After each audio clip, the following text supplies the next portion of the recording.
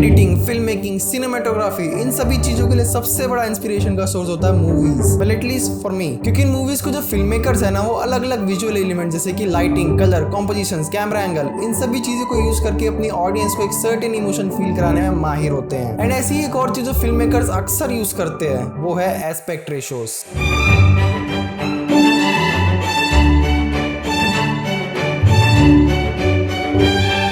इसी तरह तुम भी एस्पेक्ट रेशियो का यूज करके अपने ऑडियंस को चाहो तो बहुत ज्यादा टेंस और क्लॉस्ट्रोफोबिक फील करा सकते हो, या फिर चाहो तो बहुत ज्यादा मैसिव और वाइड फील करा सकते हो, या फिर कोई भी एक सर्टेन इमोशन को फील करा सकते हो।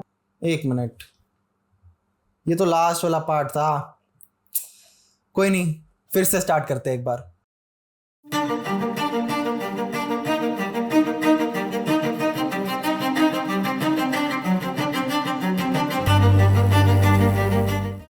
तो आखिर कैसे तुम भी इन बड़े बड़े फिल्म मेकर्स की तरह एस्पेक्ट रेशियो का यूज करके अपनी ऑडियंस को एक सर्टेन इमोशन कन्वे करा सकते हो, इसको जानने के लिए तुम्हें सबसे पहले जानना होगा व्हाट आर एस्पेक्ट रेशियोज।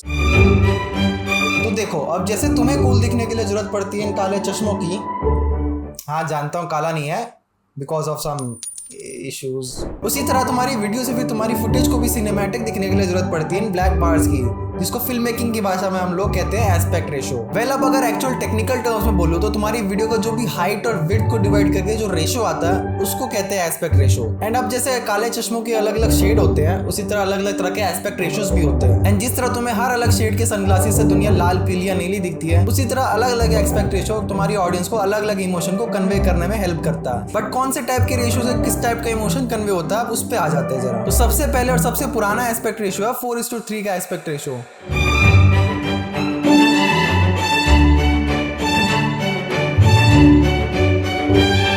तुम्हारी वीडियो के लेफ्ट एंड राइट साइड में ब्लैक बार्स देखने को मिलेंगे। एंड इसको यूज करके तुम पुराने जमाने की ओल्ड, विंटेज या फिर पुरानी बीती हुई बातों के इमोशन को अपनी ऑडियंस को फील करवा सकते हो। बिकॉज जो पुराने टाइम की मूवीज होती थी वो भी इसी एस्पेक्ट रेशियो में शूट होती थी। एंड जितने भी डिस्प्लेज और टीवी तुम्हारे पुराने टाइम में आते थे वो भी इसी एस्पेक्ट रेशियो में ही आते थे। बिकॉज उस टाइम पे जितनी भी वीडियोज या फिर जितनी भी मूवी शूट होती थी वो सारी डिजिटली नहीं बल्कि एक्चुअल फिजिकल फिल्म रील पे शूट होती थी। एंड इस फिल्म का साइज भी कुछ इसी तरह 4:3 के एस्पेक्ट रेशियो में ही होता था। बट देन सडनली ह्यूमंस को रियलाइज हुआ कि हमारी आंखें एक के ऊपर एक तो नहीं बल्कि एक के बगल में एक है, तो ये शायद बॉक्स की शेप में देखने की तो थोड़ी वाइडर शेप में देखती होंगी। एंड देन आया the most standard cinematic aspect ratio 235:1,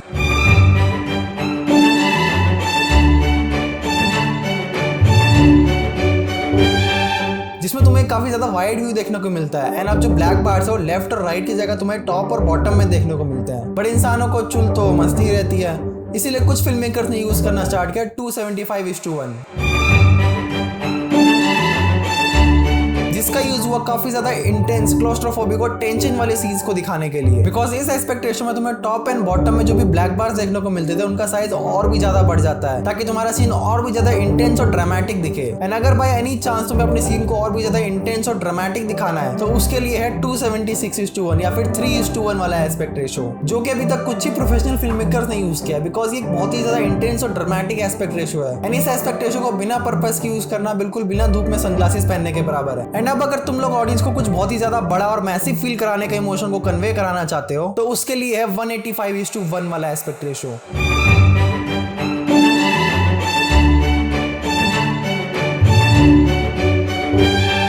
जिसमें तुम्हारा फ्रेम ऑलमोस्ट पूरा कवर हो जाता है। एंड टॉप और बॉटम में जो ब्लैक बार्स देखने को मिलते थे उनका साइज भी काफी ज्यादा रिड्यूस हो जाता है, जिसकी वजह से जो भी सीक्वेंस चल रहा है तुम उसका बहुत ज्यादा व्यू देख पाते हो। एंड ये तुम्हें फील कराता है बहुत ही ज्यादा कुछ मैसिव या फिर बड़ा होने की फीलिंग को। और इसी फीलिंग को और भी ज्यादा एक्सटेंड करने के लिए और भी ज्यादा इमर्सिव बनाने के लिए अब यूज होता है 185:1 का नया बड़ा भाई। एक मिनट, नया तो बड़ा भाई कैसे हुआ? IMAX अभी तक का सबसे बड़ा स्क्रीन साइज वाला एस्पेक्ट रेशियो है, जो कि एक बहुत ही ज्यादा ग्रैंड या फिर मैसिव चीज होने के इमोशन को फील करवाता है। बट अभी भी 185:1 ही मोस्टली यूज होता है। एंड फिल्म मेकर्स धीरे धीरे अडैप्ट कर रहे हैं इस IMAX वाले एस्पेक्ट रेशियो को। बिकॉज जो कैमरा IMAX एस्पेक्ट रेशियो में शूट करते हैं, यानी कि IMAX कैमरा, वो काफी ज्यादा एक्सपेंसिव होते हैं। एंड हमारी तरह ही हर फिल्म मेकर के पास महंगे चश्मे खरीदने का बजट नहीं होता ना।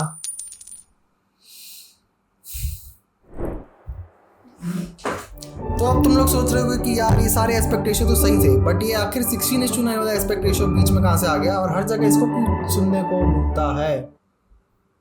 ये बंद हो गया था और मैंने पूरा वीडियो ऐसे ही शूट कर लिया। अब 16:9 वाला एस्पेक्ट रेशियो हर जगह इसलिए यूज होता है बिकॉज ये एक स्टैंडर्डाइज डिस्प्ले साइज प्रोवाइड करता है जिसमें तुम किसी भी एस्पेक्ट रेशियो के वीडियो को आराम से प्ले कर सकते हो, फिर चाहे वो 4:3 हो, 5:3, 185:1, 275:1 या फिर 235:1। बट फिर इंसानों को याद आया कि हम लोग फुटेज इसमें तो ऑलरेडी ब्लैक बार्स डाल ही रहे हैं, तो फिर हम फोन पे क्यों ब्लैक बार्स को रखें। एंड देन इन्वेंशन हुआ बेजललेस फोन्स का, यानी कि फुल स्क्रीन डिस्प्ले वाली फोन्स का, जिनका एस्पेक्ट रेशियो वैसे तो स्टार्टिंग में हर फोन का अलग अलग ही होता था, जो कि शायद अभी भी है, बट एक स्टैंडर्ड रेशियो जो किसी भी फुल स्क्रीन फोन का निकल के आता था वो था फ्रॉम 18:9 टू 21:9, जिसमें तुम्हारी ऑलमोस्ट सारी वीडियोस प्ले हो जाएंगी। बट जो टॉलर एस्पेक्ट रेशियो है जैसे कि 185:1 या फिर IMAX वाली जो मूवीज है या फिर जो भी वीडियोस है वो इसमें प्ले करते हुए थोड़ी सी टॉप और बॉटम से क्रॉप हो जाएंगी। तो इसी तरह तुम भी एस्पेक्ट रेशियो का यूज करके अपनी ऑडियंस को चाहो तो बहुत ज्यादा टेंस और क्लॉस्ट्रोफोबिक फील करा सकते हो, या फिर चाहो तो बहुत ज्यादा मैसिव और वाइड फील करा सकते हो, या फिर कोई भी एक सर्टेन इमोशन को फील करा सकते हो। एंड अब तुम सोच रहे होगे कि भाई ये सारी चीजें तो बढ़िया है, बट आजकल की जितने भी कैमराज या फिर जितने भी फोन है 16:9 वाले एस्पेक्ट रेशियो में ही रिकॉर्ड करते हैं, तो हम ये बाकी सारे एस्पेक्ट रेशियो जैसे कि 235:1 या फिर 185:1 इन सबको कैसे यूज कर पाएंगे। रुको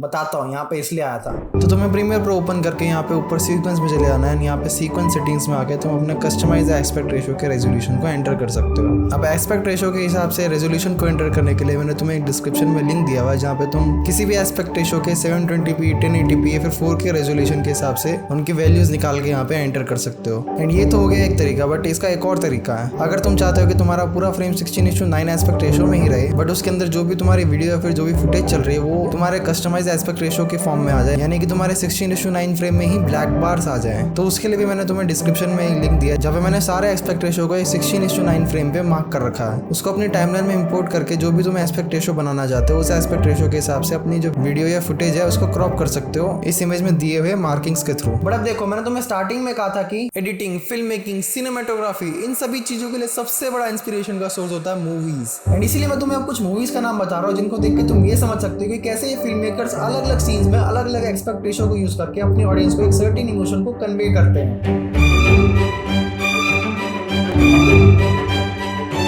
और हाँ, ये special transformers the last night वाली मूवी भी जरूर देखना, बिकॉज तुम्हें ये भी पता होना चाहिए कि तुम्हें एस्पेक्ट रेशियो को किस तरह यूज नहीं करना है। एंड इससे तुम्हें समझ में आएगा कि एस्पेक्ट रेशियो को हमेशा किसी स्पेसिफिक पर्पस के लिए ही यूज करना है, बिकॉज बिना पर्पस के चलने के लिए तो लाइफ ही काफी है।